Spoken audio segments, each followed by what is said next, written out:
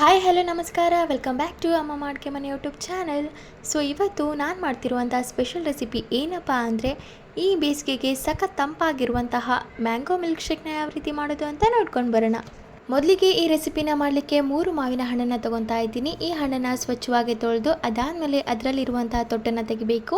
ಹಾಗೆ ಈ ರೀತಿ ಅಡ್ಡಡ್ಡವಾಗಿ ಅದನ್ನು ಕಟ್ ಮಾಡಿಕೊಂಡು ಅದರಲ್ಲಿರುವಂತಹ ಹಣ್ಣಿನಂಶವನ್ನು ಸಪ್ರೇಟ್ ಮಾಡಿಕೊಂಡು ಎತ್ತಿಟ್ಕೋಬೇಕು. ನೀವು ಮುಂಚೆನೇ ಸಿಪ್ಪೆ ತೆಗೆದು ಕಟ್ ಮಾಡ್ಕೋಬೋದು, ಅಥವಾ ಕಟ್ ಮಾಡಿದ ಆದಮೇಲೆ ಈ ರೀತಿ ಹಣ್ಣನ್ನು ಸಪ್ರೇಟಾಗಿ ಮಾಡ್ಕೋಬೋದು.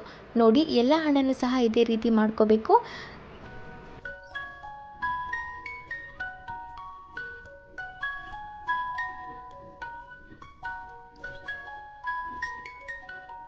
ಅದಾದಮೇಲೆ ಒಂದು ಮಿಕ್ಸಿ ಜಾರನ್ನು ತಗೊಂಡು ಅದಕ್ಕೆ ಮುಂಚೆನೇ ಕಟ್ ಮಾಡಿ ಇಟ್ಕೊಂಡಿರುವಂತಹ ಮಾವಿನ ಹಣ್ಣನ್ನು ಹಾಕ್ಕೋಬೇಕಾಗುತ್ತೆ. ಹಾಗೆ ಮಾವಿನ ಹಣ್ಣು ಎಷ್ಟು ತೊಗೊಂಡಿರ್ತೀವೋ ಅಷ್ಟೇ ಕ್ವಾಂಟಿಟಿಯಲ್ಲಿ ಹಾಲನ್ನು ತೊಗೋಬೇಕು. ಸ್ವಲ್ಪ ಜಾಸ್ತಿ ತೆಳುಬೇಕು ಅಂದರೆ ಹಾಲನ್ನು ಜಾಸ್ತಿ ಹಾಕ್ಕೊಳ್ಳಿ.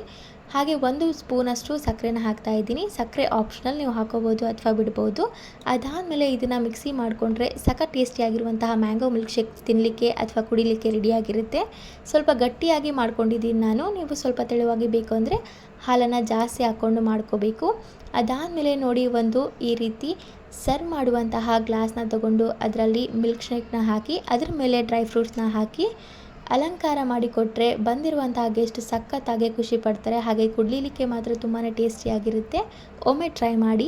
ಸೊ ನೋಡಿದ್ರಲ್ಲ, ಇದಾಗಿತ್ತು ಇವತ್ತಿನ healthy and tasty mango milkshake recipe. ಈ ರೆಸಿಪಿ ನಿಮಗೇನಾದರೂ ಇಷ್ಟ ಆಗಿದ್ದರೆ ಅಮ್ಮಮ್ಮ ಅಡುಗೆ ಮನೆ ಯೂಟ್ಯೂಬ್ ಚಾನಲನ್ನು ಲೈಕ್ ಮಾಡಿ, ಶೇರ್ ಮಾಡಿ, ಕಮೆಂಟ್ ಮಾಡಿ ಹಾಗೂ ನಮ್ಮ ಚಾನಲನ್ನು ಸಬ್ಸ್ಕ್ರೈಬ್ ಮಾಡಿ. Thank you.